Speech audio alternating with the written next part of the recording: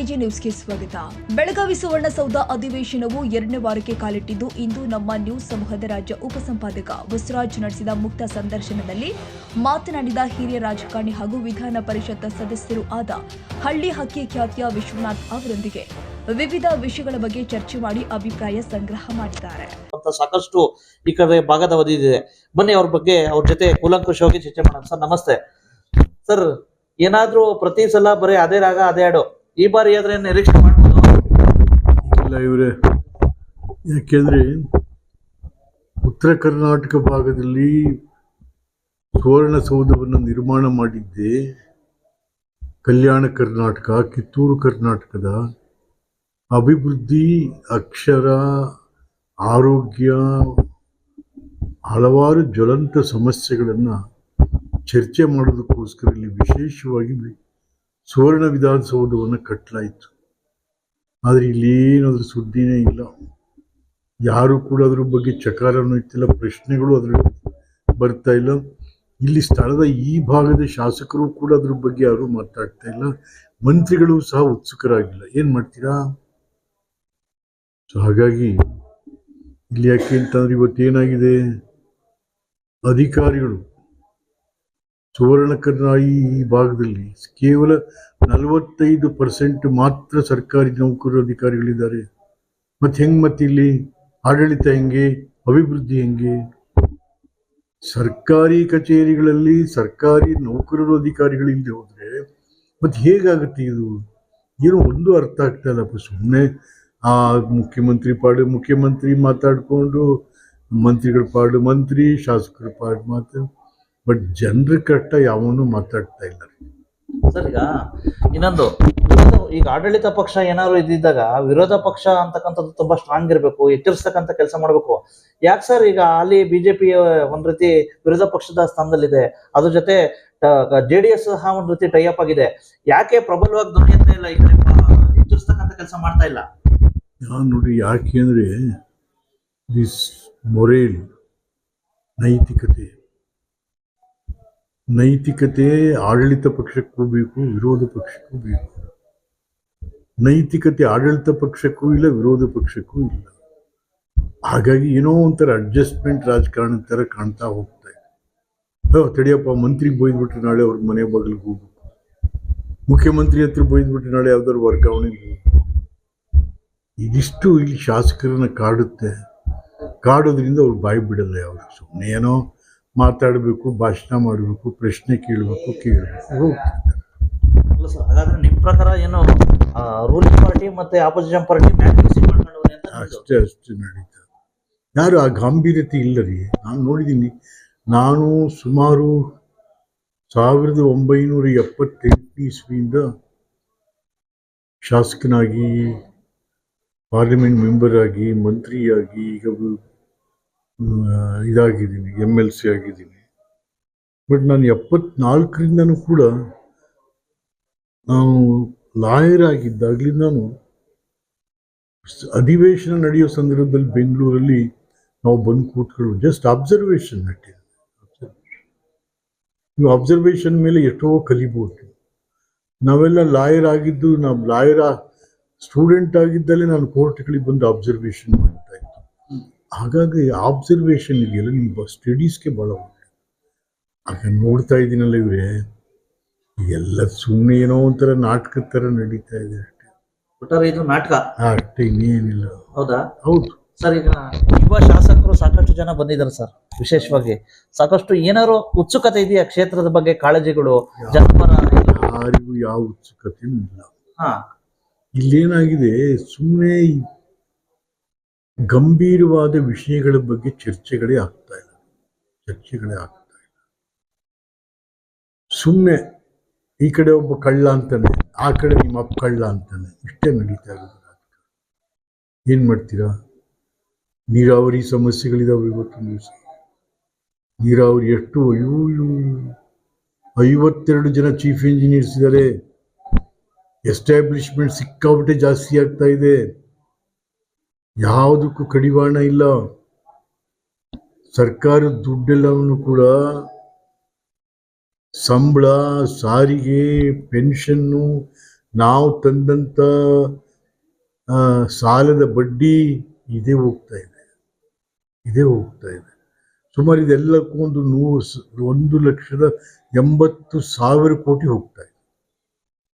ಈ ಸುಮ್ಮನೆ ಹೇಳ್ತಾರೆ ನಮ್ಮದು 3,77,000 ಕೋಟಿ ಬಡ್ಜೆಟ್.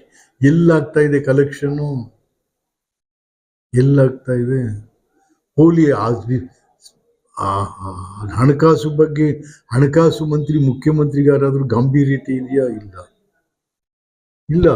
ಇದೇನಾಗಿ ಯಾಕೆ ಗಾಂಭೀರ್ಯತೆ ಇಲ್ಲ? ಯಾರು ಪ್ರಶ್ನೆ ಕೇಳಲ್ಲ ಅವ್ರನ್ನ. ಯಾರು ಕೂಡ ಆಯವ್ಯಯನ ಓದ್ಕೊಂಡು ಬರಲ್ಲ. ವಿರೋಧ ಪಕ್ಷದವ್ರು ಏನ್ ಮಾಡ್ತಾರೆ ಸರ್? ಅದೇ ನಾನು ಹೇಳುದು. ವಿರೋಧ ಪಕ್ಷದವರು ಕೂಡ ಆಯವ್ಯಯದ ಬಗ್ಗೆ ಸರಿಯಾದ ರೀತಿ ಓದ್ಕೊಂಡು ಅಧ್ಯಯನ ಮಾಡಿಕೊಂಡು ಯಾವ್ಯಾವ ರೀತಿಯಲ್ಲಿ ಸರ್ಕಾರವನ್ನು ನಾವು ಮಾತಾಡ್ತಾ ಇಲ್ಲ. ಈಗ ನೀವು ಗೊತ್ತಿಲ್ಲ. ಈಗ ಆಗ್ಬಿಟ್ರೆ ಜನಗಳ ಪರಿಸ್ಥಿತಿ ಗೋವಿಂದ ಏನು ಆಗ್ತಾ ಇಲ್ಲ ರೀ. ಬಹಳ ಗಾಂಭೀರ್ಯತೆ ಇಲ್ಲ. ಈಗ ನೋಡಿ, GST ನಮ್ಗೆ GST ಪಾಲ್ ಕೊಡ್ತಾ ಇಲ್ಲ, ಹಾಗೆ ಹೀಗೆ ಅಂತ CM ಹೇಳ್ತಾರಲ್ಲ. ನೀ ಯಾವತ್ತಾರು GST ಮೀಟಿಂಗ್ ಹೋಗಿದ್ದೀನಪ್ಪ? GST ಮೊದಲು ಕೂಡ ಹೋಗಿಲ್ಲ. ಮೊದಲು CM ಆದಲ್ಲೋ. ಈಗ ಯಾರು ಹೋಗ್ತಾವ್ರೆ? ಕೃಷ್ಣ ಬೈರೇಗೌಡರು ಹೋಗ್ತಾವ್ರೆ. ಹಾಗೆ ಯಾರೋ ಹೋಗ್ತಾ ಇದ್ರು ಅಷ್ಟೇ. Chief minister himself attend the national GST meeting where the prime minister used to preside. ಅಲ್ಲಿ ಹೋಗಿ ನನ್ನ ರಾಜ್ಯಕ್ಕೆ ಏನ್ ತೊಂದರೆ ಕೊಡ್ತಾ ಇದ್ದೀಯ ನೀನು ಅಲ್ಲಿ ಹೇಳ್ಬೇಕು. ಅದನ್ನ ಬಿಟ್ಬಿಟ್ಟು ಇಲ್ಲೇ ಬರೀ ಪತ್ರಿಕೆಯವ್ರ ಜೊತೆ ಮಾತಾಡ್ಕೊಂಡು ಹೋಗ್ಬಿಟ್ಟು ಗಾಂಭೀರ್ಯತೆ ಇದೆಯಾ ನಿನ್ಗೇನಾದ್ರು? ಹಾಗಾದ್ರೆ ನೀನು ಹೇಳ್ತಾ ಇರೋ ಸುಳ್ಳು. ಎಲ್ಲ ಬರ್ತಾ ಇದೆ, ನೀನು ಹೋಗ್ಬೇಕಲ್ಲ. ಯಾಕೆ GST ಮೀಟಿಂಗ್ ಹೋಗ್ತಾ ಇಲ್ಲ? National GST meeting it's A forum. ಆ ಫೋರಮ್ ಅಲ್ಲಿ ಕುತ್ಕೊಂಡು ಲಾಬಿ ಮಾಡಬೇಕು. ಅಲ್ಲ, ಈಗ ಅವ್ರು ಹೇಳ್ತವ್ರೆ ಕೇಂದ್ರ ಸರ್ಕಾರದಿಂದ ಸರಿಯಾಗಿ ಸ್ಪಂದನೆ ಸಿಗ್ತಾ ಇಲ್ಲ, ರಾಜ್ಯಕ್ಕೆ ಮಲ್ತಾಯಿ ಧೋರಣೆ ಮಾಡ್ತಾವ್ರೆ, ತಾರತಮ್ಯ ಮಾಡ್ತಾವ್ರೆ. ಎಲ್ಲಿ ಪ್ರಶ್ನೆ ಮಾಡೋದು ನೀವು? ಮೀಟಿಂಗ್ಗಳಲ್ಲಿ ಮಾಡ್ಬೇಕು ತಾನೆ. ಇಲ್ಲಿ ಪತ್ರಿಕೆಯವ್ರ ಹತ್ರ ರೋಪ್ ಹಾಕಿದ್ರು ಕೂತ್ಕೊಂಡು ನೀನು ಬೆಂಗಳೂರಲ್ಲೇ. Why you are not attending the national GST meeting, Mr. Siddaramaiah? You are the finance minister also. You are engaging somebody to attend GST meeting of Karnataka. No. Next sir, ಈಗ ಇನ್ನೊಂದು ಸುದ್ದಿ ವಿಶೇಷ. ಸಾಕಷ್ಟು ಹೋರಾಟಗಳು ನೋಡಿದ್ವು ಮೊನ್ನೆ. ಪಂಚಮಸಾಲಿ ಸಮುದಾಯ 2A ಮೀಸಲಾತಿ ಮೇಲೆ ಇದಾಗಿರ್ತಕ್ಕಂಥದ್ದು. ಒಂದ್ ಕಡೆ ಹಿಂದುಳಿದ ವರ್ಗ ಅವ್ರು ಕೊಡಬೇಡಿ ಅಂತಕ್ಕಂಥ ಒಂದ್ ರೀತಿ ಇದಾಗ್ತಾ ಇರ್ತಕ್ಕಂಥದ್ದು. ಯಾಕೆ ಸರ್ ರೀತಿ ಇದು? ಯಾಕೆ ಸ್ಪಷ್ಟತೆ ಇಲ್ಲ ಸರ್? ಪಂಚಮಸಾಲಿಯನ್ನು ಹೇಳ್ತೀವಿ, ಸ್ವಾಮಿಗಳು ಎಲ್ಲಿದೆ? ಈಗಾಗಲೇ 2A ನಲ್ಲಿ ಎಷ್ಟು ಜಾತಿ ತುಂಬ್ಕೊಂಡು ಕೂತವೆ ಅಲ್ಲಿ. ಎಲ್ಲೈತೆ ಅಲ್ಲಿ? ಈಗ ಯಡಿಯೂರಪ್ಪನವ್ರು ಚೀಫ್ ಮಿನಿಸ್ಟರ್ ಇದ್ದಾಗ ಶೆಟ್ಟಿಲಿಂಗಾಯತರೆಲ್ಲ ಸೇರಿಸ್ಬಿಟ್ರು 2A ಒಳಗೆ ತಗೊಂಡು. ಆಮೇಲಿಂದ ಇವರಾದಾಗ ಯಾರು ಎಂತವ್ರಪ್ಪ, ನಮ್ಮ ಹುಬ್ಳಿಯವರು ಜಗದೀಶ್ ಶೆಟ್ಟರ್ ಆದಾಗ ಅವ್ರು ಯಾವ್ದು ಅವ್ರ ಜಾತಿಯವ್ರನ್ನೆಲ್ಲ ಬಂದು ಸೇರಿಸ್ಬಿಟ್ರು ಸಬ್ ಕಮಿಟೀಸ್. ಈ ಬೊಮ್ಮಾಯಿ ಆದಾಗಲೂ ಅವ್ರು ಕೆಲವರು ಸೇರಿಸಿದ್ರು. ನಿಜವಾದ 2A ಯಾರಿಗೆ ಬರ್ಬೇಕು ಅವ್ರಿಗೆ ಸಿಗ್ತಾ ಇಲ್ಲ. ಅದನ್ನೇನಾದ್ರು ರಿವ್ಯೂ ಮಾಡ್ತಾ ಇದ್ದೀರಾ chief minister? Have you ever reviewed this? ಏನ್ ಮಾಡ್ತಾ ಇದ್ರಿ ನಿಮ್ಮ ಸಮಾಜ ಕಲ್ಯಾಣ ಮಂತ್ರಿ? ಬರೀ ಬೊಗಳೆ ಹೊಡ್ಕೊಂಡು ಅಂಬೇಡ್ಕರ್ ಸಂವಿಧಾನ ಎಲ್ಲಿದ್ಯಪ್ಪ? ಎಂದಾದ್ರೂ ರಿವ್ಯೂ ಮಾಡಿದ್ದೀರಾ? ಡಾಕ್ಟರ್ ಇವರು ನಮ್ಮ ಸಮಾಜ ಕಲ್ಯಾಣ ಮಂತ್ರಿ ಎಂದಾದ್ರೂ ರಿವ್ಯೂ ಮಾಡಿದ್ದಾರೆ?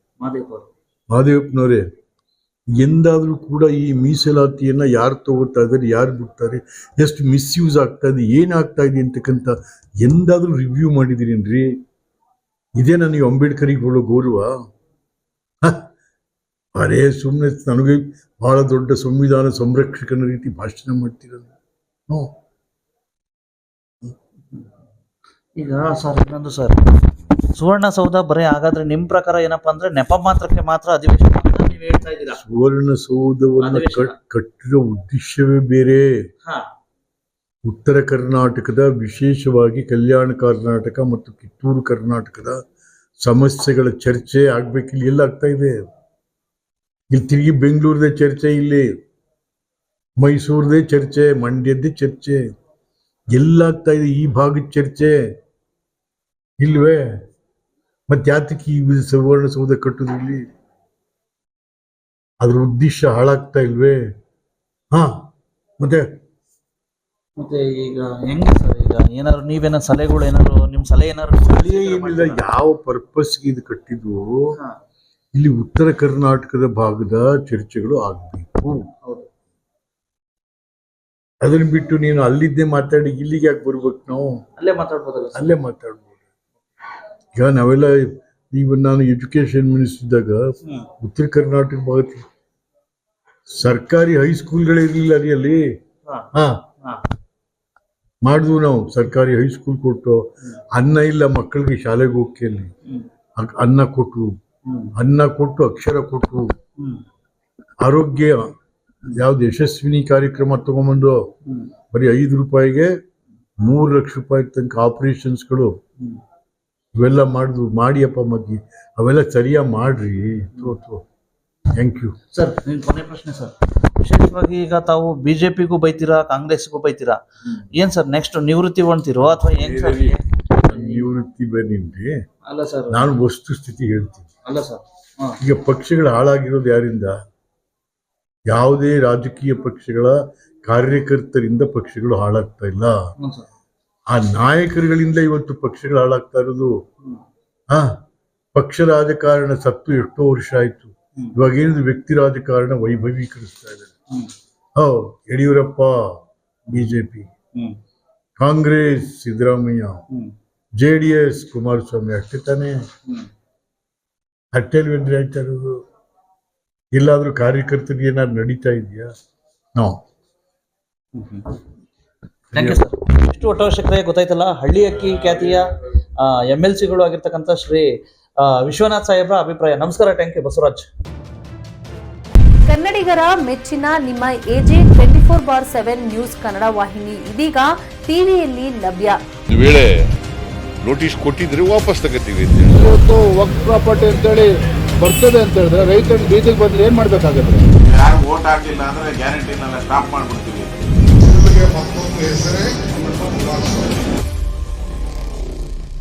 ಕರ್ನಾಟಕ ಮತ್ತು ದೇಶ ವಿದೇಶ 360 ಡಿಗ್ರಿ ಸುದ್ದಿ ಹಾಗೂ ಉತ್ತರ ಕರ್ನಾಟಕ ಬೆಳಗಾವಿ, ಬಾಗಲಕೋಟೆ, ಧಾರವಾಡ, ಹಾವೇರಿ, ಗದಗ, ಬಿಜಾಪುರ ಜಿಲ್ಲೆಯ ಕ್ಷಣ ಕ್ಷಣದ ವಿವರವನ್ನ ಪಡೆಯುವುದಕ್ಕೆ AJ 24/7 ನ್ಯೂಸ್ ಕನ್ನಡ ವಾಹಿನಿಯನ್ನ ಲೈಕ್ ಮಾಡಿ, ವಿಡಿಯೋಗಳನ್ನ ಶೇರ್ ಮಾಡಿ, ಕಮೆಂಟ್ ಮಾಡುವ ಮೂಲಕ ನಮ್ಮ ವಾಹಿನಿಗೆ ಸಹಕಾರ ನೀಡಿ ಮತ್ತು ಚಾನೆಲ್ ಅನ್ನ ಸಬ್ಸ್ಕ್ರೈಬ್ ಮಾಡಿ. ಧನ್ಯವಾದಗಳು.